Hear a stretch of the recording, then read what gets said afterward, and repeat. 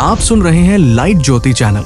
आज हम लेकर आए हैं भारत की 15 सबसे रहस्यमयी नदियों की कहानियां जो आपकी आंखें खोल देंगी। इन नदियों में छुपे हैं ऐसे राज जिन्हें जानकर आप हैरान रह जाएंगे। कर्नाटक के सिरसी में बहने वाली शालमला नदी कोई साधारण नदी नहीं है दोस्तों। यहाँ सहस्रलिंग के नाम से प्रसिद्ध एक ऐसी जगह है जहाँ हजारों प्राकृतिक शिवलिंग बने हुए हैं। शालमला का पानी इन शिवलिंगों के ऊपर से बहता है और एक अद्भुत दृश्य बनाता है। बारिश के मौसम में जब पानी कम होता है तो ये शिवलिंग साफ दिखाई देते हैं, मानो खुद भगवान शिव ने यहाँ अपना वास बनाया हो। स्थानीय लोग बताते हैं कि यहाँ हर शिवलिंग अलग आकार का है और कोई भी दो शिवलिंग एक जैसे नहीं है। वैज्ञानिकों के अनुसार ये शिवलिंग लाखों साल पुराने हैं और नदी के पानी से बने हैं। शालमला के पानी में कुछ खास मिनरल्स हैं जो इन शिवलिंगों को और भी चमकदार बनाते हैं। श्रावण मास में यहाँ हजारों भक्त आते हैं और कहते हैं कि यहाँ मांगी गई हर मुराद पूरी होती है। शालमला नदी की सबसे खास बात यह है कि इसका पानी हमेशा ठंडा रहता है, चाहे गर्मी कितनी भी हो। यहाँ के पंडित बताते हैं कि शालमला में स्नान करने से सभी कष्ट दूर हो जाते हैं और मन को अपार शांति मिलती है। मेघालय के दावकी में बहने वाली उमंगोट नदी भारत की सबसे साफ नदी है। इसका पानी इतना क्रिस्टल क्लियर है कि नाव पानी के ऊपर तैरती हुई लगती है। उमंगोट की खासियत यह है कि इसमें 20 फीट तक का पानी होने पर भी नीचे की मछलियां और पत्थर साफ दिखाई देते हैं। यहाँ का पानी इतना पारदर्शी है कि फोटो खींचने वाले समझ नहीं पाते कि नाव हवा में तैर रही है या पानी में। स्थानीय खासी जनजाति के लोग इसे जीवित नदी कहते हैं क्योंकि इसमें जो भी गंदगी आती है वो अपने आप साफ हो जाती है। उमंगोट के किनारे बसे गांव के लोग बताते हैं कि यहाँ का पानी पीने से कोई बीमारी नहीं होती। इस नदी की सफाई का राज इसके तेज बहाव और खास तरह की रेत में है जो पानी को फिल्टर करती रहती है। बांग्लादेश की सीमा के पास ये नदी और भी खूबसूरत हो जाती है। उमंगोट में मछली पकड़ना एक अलग ही अनुभव है क्योंकि मछलियाँ इतनी साफ दिखती है मानो हवा में तैर रही हो। यहाँ आने वाले पर्यटक कहते हैं कि उमंगोट का पानी देखकर लगता है जैसे कांच के नीचे मछलियां तैर रही हों। ब्रह्मपुत्र नदी भारत की सबसे शक्तिशाली नदी है जो तिब्बत से अरुणाचल प्रदेश में सियांग के नाम से आती है। पासी घाट में ये अपनी पूरी शक्ति के साथ बहती है और यहाँ इसका रूप देखकर लगता है मानो ये कोई समुद्र हो। माजुली द्वीप दुनिया का सबसे बड़ा नदी द्वीप है जो ब्रह्मपुत्र की गोद में बसा है। इस नदी की सबसे रहस्यमयी बात यह है कि ये हर साल अपना रास्ता बदलती रहती है और नए द्वीप बनाती रहती है। ब्रह्मपुत्र के पानी का रंग मानसून में लाल भूरा हो जाता है क्योंकि ये पहाड़ों से बहुत सारी मिट्टी लेकर आती है। स्थानीय आदिवासी इसे लुइत कहते हैं जिसका मतलब है तेज बहने वाली। ब्रह्मपुत्र में डॉल्फिन भी रहती है जो सिर्फ यही पाई जाती है। असम के लोग इसे माता मानते हैं और इसकी आरती करते हैं। माजुली के 17 मठ सैकड़ों साल से ब्रह्मपुत्र के किनारे बसे हैं और यहाँ की संस्कृति का हिस्सा है। ब्रह्मपुत्र की बाढ़ तबाही लाती है लेकिन यही बाढ़ असम की धरती को उर्वर भी बनाती है। अरुणाचल प्रदेश की लोहित नदी का नाम इसके लाल पानी से पड़ा है। लोहित का मतलब है लाल और इस नदी का पानी वाकई लाल दिखता है। परशुराम कुंड में ये नदी एक पवित्र स्नान स्थल बनाती है जहाँ हर साल हजारों श्रद्धालु आते हैं। कहा जाता है कि भगवान परशुराम ने अपने पिता जमदग्नि की हत्या का पाप धोने के लिए यहाँ स्नान किया था। लोहित नदी की सबसे खास बात यह है कि इसका पानी दिन के अलग अलग समय में अलग अलग रंग दिखाता है। सुबह ये सुनहरा, दोपहर में लाल और शाम को गहरा भूरा दिखता है। स्थानीय मिश्मी जनजाति के लोग इसे देवी मानते हैं और इसकी पूजा करते हैं। लोहित के किनारे तेजू शहर बसा है जहां इस नदी का सबसे खूबसूरत नजारा दिखता है। इस नदी में सोने के कण भी मिलते हैं जिससे स्थानीय लोग अपनी आजीविका चलाते हैं। लोहित नदी कई झरनों को मिलाकर बनती है और हर झरने का पानी अलग रंग का होता है। वैज्ञानिकों के अनुसार इसके लाल रंग का कारण आयरन ऑक्साइड है जो पहाड़ों की चट्टानों से आता है। राजस्थान की लूनी नदी भारत की इकलौती नमकीन नदी है। अजमेर से निकलकर ये कच्छ के रण तक जाती है लेकिन समुद्र तक पहुंचने से पहले ही रेगिस्तान में खो जाती है। लूनी की सबसे अजीब बात यह है कि शुरुआत में इसका पानी मीठा होता है, लेकिन बालोतरा पहुंचते पहुंचते ये खारा हो जाता है। इसका कारण भूमिगत नमक की परतें हैं जिनसे होकर ये बहती है। बालोतरा के पास लूनी का पानी इतना नमकीन हो जाता है कि इसमें नमक के क्रिस्टल तैरते दिखते हैं। यहाँ के लोग इस खारे पानी का इस्तेमाल कपड़े धोने और चमड़े की रंगाई में करते हैं। लूनी के खारे पानी से रंगे गए कपड़े ज्यादा चमकदार होते हैं और जल्दी फीके नहीं पड़ते। राजस्थान की लोक कथाओं में लूनी को राजपूत योद्धाओं के आंसुओं से बनी नदी कहा जाता है। बाड़मेर के पास ये नदी रेत के टीलों के बीच से बहती है और एक सुंदर दृश्य बनाती है। लूनी के किनारे बसे गांव के लोग इसके खारे पानी से नमक बनाते हैं और इसे बेचकर अपना गुजारा करते हैं।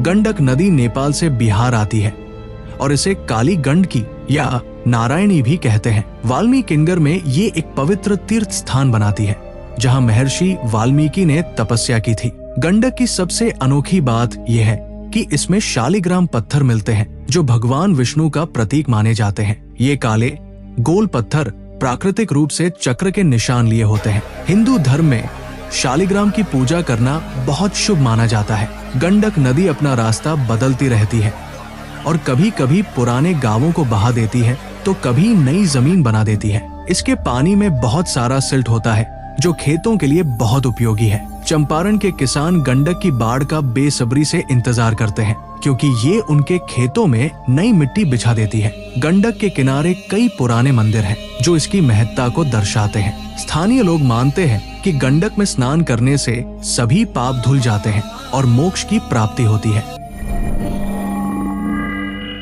कर्नाटक की शरावती नदी भारत के सबसे ऊंचे जलप्रपात जोग फॉल्स का निर्माण करती है। 830 फीट की ऊंचाई से गिरने वाला ये झरना दुनिया के सबसे खूबसूरत झरनों में से एक है। शरावती का मतलब है तीर की तरह और ये नाम इसके तेज बहाव के कारण पड़ा है। जोग फॉल्स 4 भागों में बंटा है, राजा, रानी, रॉकेट और रोरर। हर भाग का अपना अलग रूप और आवाज है। मानसून के समय जब शरावती पूरे जोश में होती है तो जोग फॉल्स का नजारा देखने लायक होता है। पानी गिरने की आवाज 5 किलोमीटर दूर तक सुनाई देती है।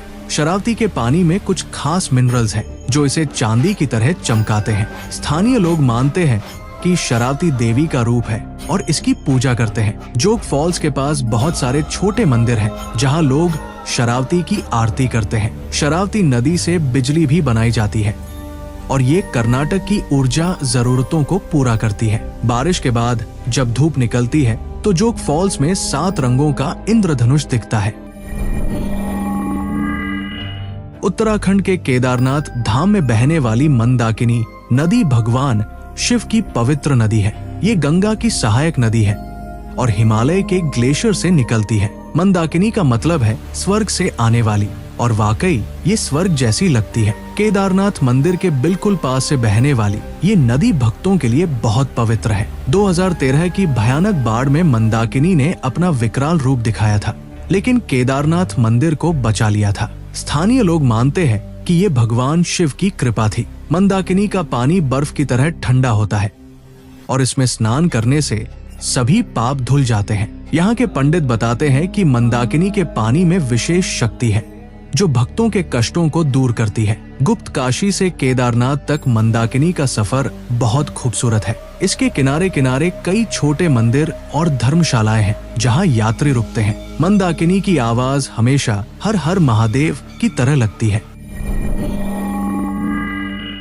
उज्जैन की क्षिप्रा नदी सिर्फ एक नदी नहीं है, ये भारत की आध्यात्मिक शक्ति का केंद्र है। हर 12 साल में यहाँ सिंहस्थ कुंभ मेला लगता है जिसमें करोड़ों लोग स्नान करने आते हैं। क्षिप्रा में स्नान करने से मोक्ष की प्राप्ति होती है और सभी पाप धुल जाते हैं। महाकालेश्वर ज्योतिर्लिंग के पास बहने वाली ये नदी बहुत पवित्र मानी जाती है। क्षिप्रा की एक खासियत यह है कि इसमें गंगा के समान पवित्रता है। पुराणों में लिखा है कि ब्रह्मा जी के कमंडल से निकली क्षिप्रा में स्नान करने से व्यक्ति को पुनर्जन्म नहीं लेना पड़ता। उज्जैन के घाटों पर रोज हजारों लोग क्षिप्रा में स्नान करते हैं और भगवान महाकाल की आरती करते हैं। सिंहस्थ के समय क्षिप्रा का पानी अमृत के समान हो जाता है। राजा विक्रमादित्य का भी क्षिप्रा से गहरा नाता था और उन्होंने इसके किनारे कई मंदिर बनवाए थे। क्षिप्रा के पानी में कुछ खास तत्व है जो इसे अन्य नदियों से अलग बनाते हैं। यहाँ के पंडित कहते हैं कि क्षिप्रा का पानी कभी बासी नहीं होता और इसमें रोगाणु नहीं पनपते। चंबल नदी भारत की सबसे साफ नदियों में से एक है, लेकिन इसके साथ कई रहस्य और डकैतों की कहानियां जुड़ी हुई हैं। मध्य प्रदेश के मुरैना और राजस्थान के धौलपुर में बहने वाली ये नदी अपनी गहरी घाटियों के लिए प्रसिद्ध है। चंबल के बीहड़ कभी डकैतों का गढ़ हुआ करते थे और फूलन देवी जैसे डाकुओं की कहानियां आज भी यहाँ सुनाई जाती है। लेकिन चंबल की असली खूबसूरती इसके साफ पानी और वन्य जीवन में है। यहाँ घड़ियाल और मगरमच्छ मिलते हैं जो अब विलुप्त होने की कगार पर है। चंबल में गंगा डॉल्फिन भी रहती है और ये उनका सुरक्षित आशियाना है। इस नदी का पानी इतना साफ है कि इसमें 10 फीट तक दिखाई देता है। चंबल के किनारे कई पुराने किले और महल हैं, जो इसकी ऐतिहासिक महत्ता को दर्शाते हैं। स्थानीय लोग चंबल को माता मानते हैं और इसकी पूजा करते हैं। चंबल नदी में बहुत कम प्रदूषण है क्योंकि इसके किनारे ज्यादा औद्योगिकरण नहीं हुआ है। यहाँ के मछुआरे कहते हैं कि चंबल की मछलियाँ बहुत स्वादिष्ट होती है। असम के गेरुकामुख में बहने वाली सुबनसिरी नदी ब्रह्मपुत्र की सबसे बड़ी सहायक नदी है। सुबनसिरी का मतलब है सोने की नदी और वाकई इसमें सोने के कण मिलते हैं। तिब्बत से आकर अरुणाचल प्रदेश और असम से होकर बहने वाली ये नदी अपने साथ बहुत सारे रहस्य लेकर आती है। सुबनसिरी के पानी का रंग मौसम के अनुसार बदलता रहता है। मानसून में ये भूरी, सर्दियों में हरी और गर्मियों में सुनहरी दिखती है। स्थानीय मिसिंग जनजाति के लोग इसे सुबानश्री कहते हैं और इसकी पूजा करते हैं। सुबनसिरी में कई दुर्लभ मछलियां मिलती हैं जो सिर्फ यही पाई जाती है। इस नदी के किनारे बहुत सारे चाय बागान हैं और यहाँ की चाय दुनिया भर में प्रसिद्ध है। सुबनसिरी का पानी चाय बागानों को सींचता है और उन्हें हरा भरा रखता है। गेरुकामुख में सुबनसिरी और ब्रह्मपुत्र का संगम होता है जो एक खूबसूरत दृश्य प्रस्तुत करता है। यहाँ के स्थानीय लोग मानते हैं कि सुबनसिरी में स्नान करने से धन संपदा की प्राप्ति होती है।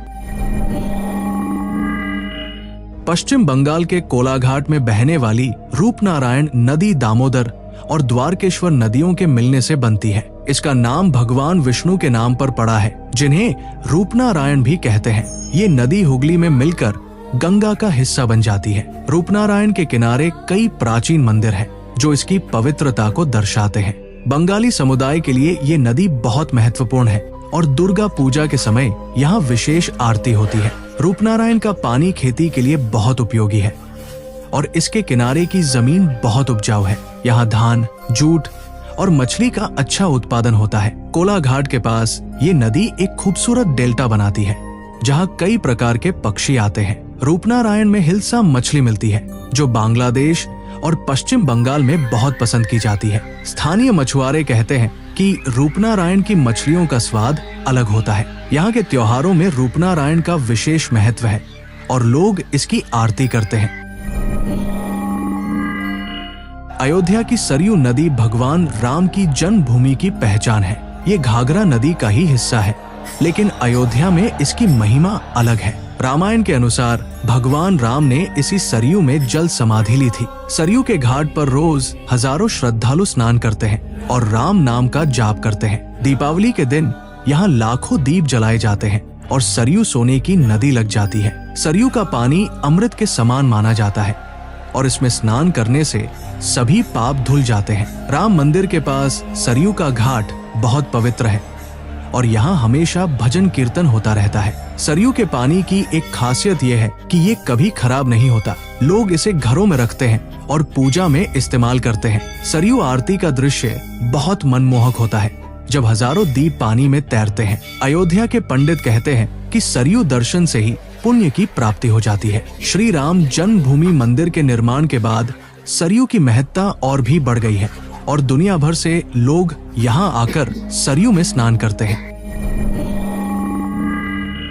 हिमाचल प्रदेश की ब्यास नदी महर्षि व्यास के नाम पर पड़ी है, जिन्होंने महाभारत की रचना की थी। मनाली के पास व्यासकुंड में ये नदी एक पवित्र रूप लेती है, जहाँ महर्षि व्यास ने तपस्या की थी। ब्यास का पानी हिमालय के ग्लेशियर से आता है और बर्फ की तरह ठंडा होता है। इसका पानी इतना साफ है कि तल तक दिखाई देता है। ब्यास नदी कुल्लू घाटी को हरा भरा रखती है और यहाँ के सेब के बागानों की जीवन रेखा है। मनाली में ब्यास के किनारे बैठना एक अलग ही अनुभव है, जब पहाड़ों की गूंज इसके पानी में सुनाई देती है। ब्यास में राफ्टिंग का अपना अलग मजा है और एडवेंचर प्रेमी दूर दूर से यहाँ आते हैं। रोहतांग पास के पास ब्यास का उद्गम स्थल है, जहाँ ये एक छोटी धारा के रूप में शुरू होती है। स्थानीय लोग ब्यास को देवी मानते हैं और इसकी पूजा करते हैं। कुल्लू दशहरा के समय ब्यास के घाटों पर विशेष उत्सव होता है। ब्यास का पानी पीने से सभी रोग दूर हो जाते हैं और मन को शांति मिलती है।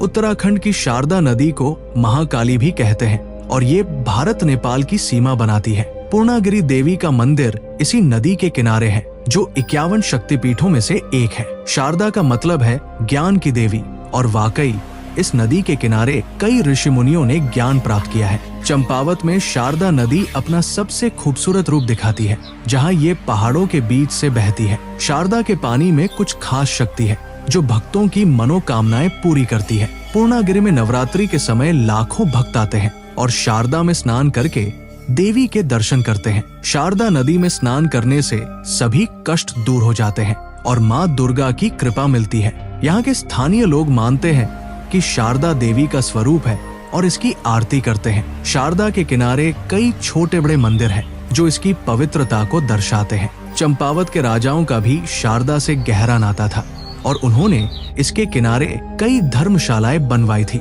शारदा का पानी हमेशा शुद्ध रहता है और इसमें कोई गंदगी नहीं टिकती। यहाँ के पंडित बताते हैं कि शारदा में श्रद्धा से स्नान करने वाले की सभी इच्छाएं पूरी हो जाती है। भारत की ये 15 रहस्यमयी नदियाँ सिर्फ पानी के स्रोत नहीं है, बल्कि हमारी संस्कृति, आध्यात्मिकता और प्रकृति के साथ जुड़ाव का प्रतीक है। हर नदी के पास अपनी कहानी है, अपने रहस्य हैं और अपनी खूबसूरती है। इन नदियों को देखना और इनके बारे में जानना एक अलग ही अनुभव है, जो हमें प्रकृति की महानता का एहसास कराता है। हमारे चैनल को सब्सक्राइब करें।